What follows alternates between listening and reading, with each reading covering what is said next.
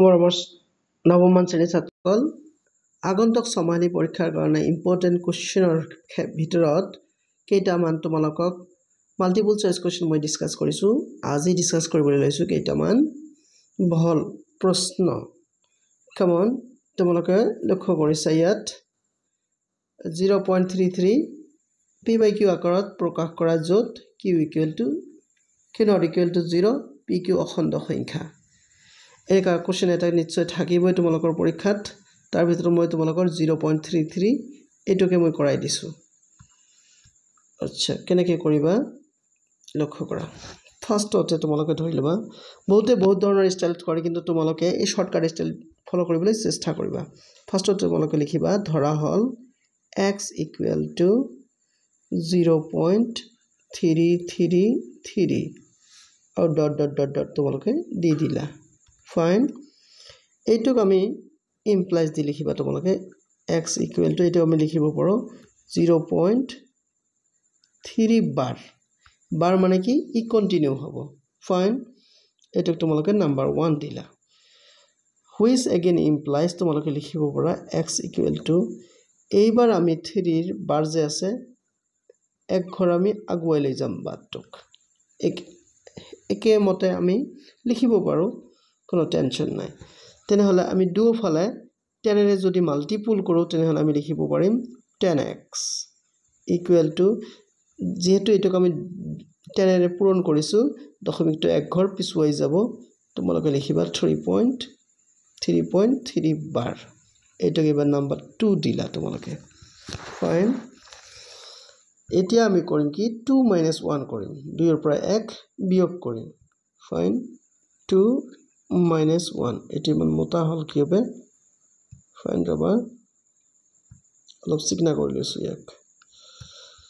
Fine, তেনেহ'লে আমি লিখিম কি 2 - 1 ইমপ্লাইজ ইয়াত আছে তোমালোকৰ 10x আৰু ইয়াত আছে x। 10xৰ পৰা x গ'লে কিমান হ'ব তোমালোকৰ 9x। ফাইন, ইকুৱেল টু লিখিলা। এতিয়া 3.3 বাৰ আৰু ইয়াত আছে 0.3 বাৰ। তেনেহ'লে 0.3 বাৰ কেঞ্চেল গৈ ইয়াত থাকিব মাথো 3। নেক্সট আমি কটাকটি কৰিম ইয়াতে, 3 * 1 = 3, 3 * 3 = 9। তাৰমানে 3 আমাৰ ইফালে থাকিল নহয়। এতিয়া x ইকুৱেল টু যেতিয়া লিখিবা ইফালে আছে তোমালোকৰ 1, ইফালে 3 আছে পূৰণ হৈ সিফালে গ'লে তোমালোকৰ হৰণ হ'ব। এয়াই হৈ গ'ল তোমালোকৰ p/q আকাৰত 0.3333। একদম শৰ্টকাট। তোমালোকে আকৌ ইয়াতকৈ লং কাটবিলাক ইউজ নকৰিবা, কাৰণ তোমালোকৰ টাইম বৰবাদ হ'ব, মাথাও খাব। নেক্সট কুৱেশ্যনটো আছিলে কি তোমালোকৰ ইম্পৰ্টেণ্ট কুৱেশ্যন। এইটো চাই যদি x - 1 4x³ প্লাছ এইটো আছে ইয়াৰ উৎপাদক হয় তেন্তে কেৰ মান নিৰ্ণয় কৰা। কেৰ মান তোমালোকক নিৰ্ণয় কৰিব দিছে, হয় নাই? জানিবা x - 1 কিন্তু প্ৰদত্ত ৰাশিটোৰ এটা উৎপাদক। অ'কে, তোমালোকে লিখিবা এনেকৈ x - 1 প্ৰদত্ত ৰাশিটোৰ এটা উৎপাদক হ'লে আমি লিখিব পাৰোঁ যে x - 1 is equal to 0, which again implies x equal to 1। তাৰপিছত তোমালোকে লিখিবা therefore প্ৰদত্ত ৰাশিটোৰ ক্ষেত্ৰত এই ডাইলগখিনি লিখিবা। প্ৰদত্ত ৰাশিটোৰ ক্ষেত্ৰত p of 1 xৰ জেগাত আমি 1 বহাম। ফাইন, ৰাশিটো কি আছিল? একচুৱেলি ৰাশিটো আমাক আগতে লিখিব লাগিছিল 4x³ + 3x² - 4x + k। কি লিখিম আমি 4x³ xৰ জেগাত আছে 1 তাৰে কিউব মাইনাছ 3x² আছিল নহয়, plus 3x²। Fine, plus 3x² মানে 1, তাৰপিছত 1ৰ স্কুৱাৰ লিখিলে সেইকাৰণে। নেক্সটত আছিলে কি তোমালোকৰ -4x + k -4x xৰ মানে 1, 4x + k আছিল লাষ্টত, তোমালোকে k লিখিলা। ফাইন এইটো কি হ'ব লাগিব ইকুৱেল টু 0 হ'ব লাগিব হয়নে p of 1 ৰ কাৰণে এটোৰ মান 0 হ'ব লাগিব এতিয়া ইয়াৰ আমি ভ্যালুটো ক্যালকুলেট কৰিবলৈ চেষ্টা কৰিম ইফালে চোৱা তোমালোকে 4 into 1 square মানে যাবা এটাৰ ডাঙৰ হৈ গ'ল না ওকে তোমালোকৰ 1 cube 1 cube ৰ মান কিমান হ'ব 1 এ হ'ব plus 3 into 1 square মানে 1 এ হ'ব minus 4 into 1 কিমান হ'ব 4 plus k equal to 0 লিখিলা which equal to ইয়াত কিন্তু ইকুৱেল নহয় দেই ইয়াত implies হ'ব 4 into 1 তেহলে ইয়াত হল 4 3 into 1 ইয়াত হল 3 minus 4 plus k equal to 0 fine তাৰপিছত তোমালোকে কৰিলা কি এবাৰ কাটাকাটি কৰিবা -4 + 4 কেনসেল তেহলে k to k থাকিল k ইফালে ৰাখা আৰু 3 ইফালে লৈ গলে -3 k এৰ মান হৈ যাব তোমালোকৰ -3 এটাই তোমালোকৰ আনসাৰ এটা ইম্পৰ্টেন্ট অঙ্ক হয়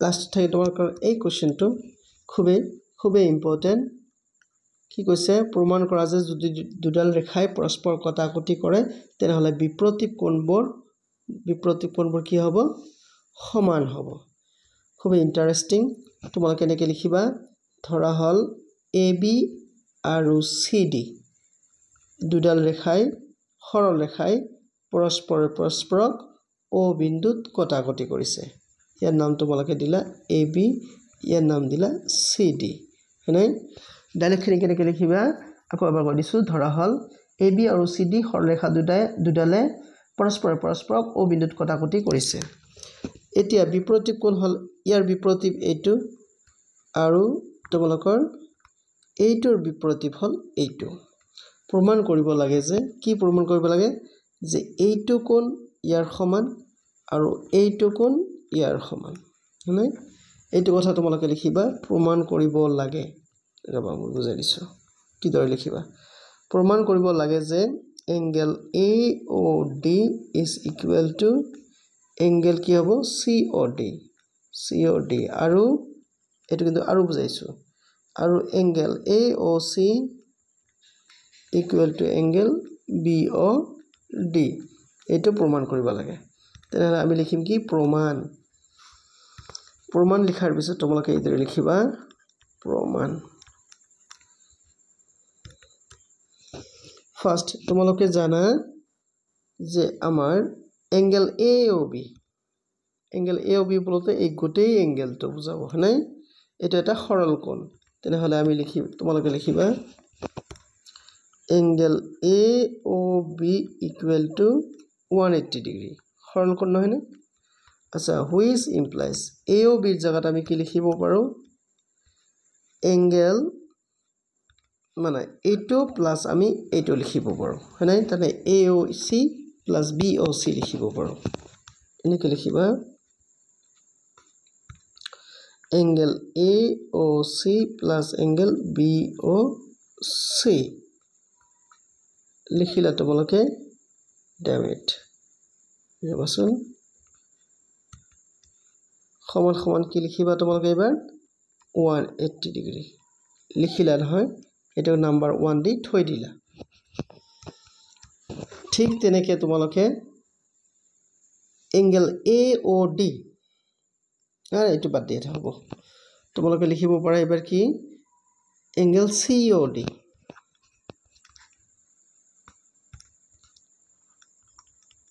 আকৌ এংগেল COD সৰল কোণ তেনে লিখিলা তোমালোকে 180 ডিগ্ৰী COD জায়গা তোমালোকে কি লিখিব পাৰিবা বুজাই দিছো ৰবা COD জায়গা তোমালোকে লিখিব পাৰা এটো COA মানে AOC plus AOD তাৰ মানে তোমালোকক কৈছো অবশ্যই চেঞ্জ কৰিছো এইটো কোণ আৰু what hell is this এইটো কোণ আৰু এইটো কোণৰ যোগফল হিচাপে তোমালোকে প্ৰকাশ কৰিব পাৰা তাৰমানে তোমালোকে এবাৰ লিখিবা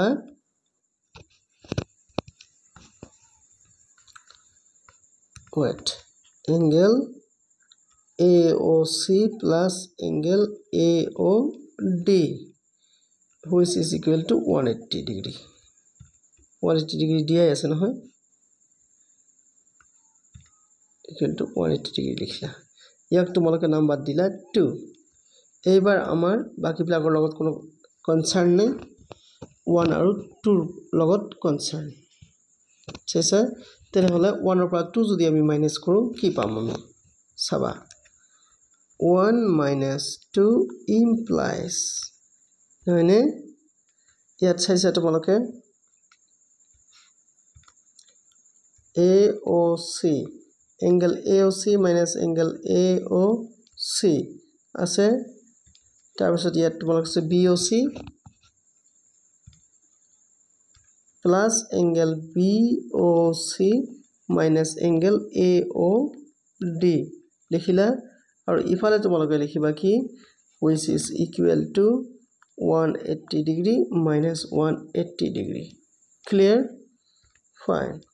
এতিয়া তোমালোকে লক্ষ্য কৰিবা ইয়াত যে angle AOC আৰু AOC cancel গল, তেনেহলে ইয়াত থাকিল আমাৰ কি মাথো angle BOC minus angle AOD, আৰু ইফালে কি হ'ব 180 minus 180 কিমান হ'ব 0 হ'ব, which is equal to 0. Fine. তেনেহলে এইবাৰ তোমালোকে ইফাল হিফাল কৰা angle BOC সমান সমান এটো ইফালে গলে কি হ'ব প্লাস হ'ব angle AOD। তাৰমানে কি গম পালো আমি যে angle BOC ইয়াত মই দেখাই দিছো ৰব। তাৰে তোমালোকৰ এই কোণটো নাই কি BOC equal to AOD, মানে এই কোণটোৰ সমান। ক্লিয়াৰ? তোমালোকে এইটোক নাম্বাৰ দিলা, তোমালোকে এবাৰ বেলেগ এটা নাম্বাৰ দিলা, A নাম্বাৰ দিলা।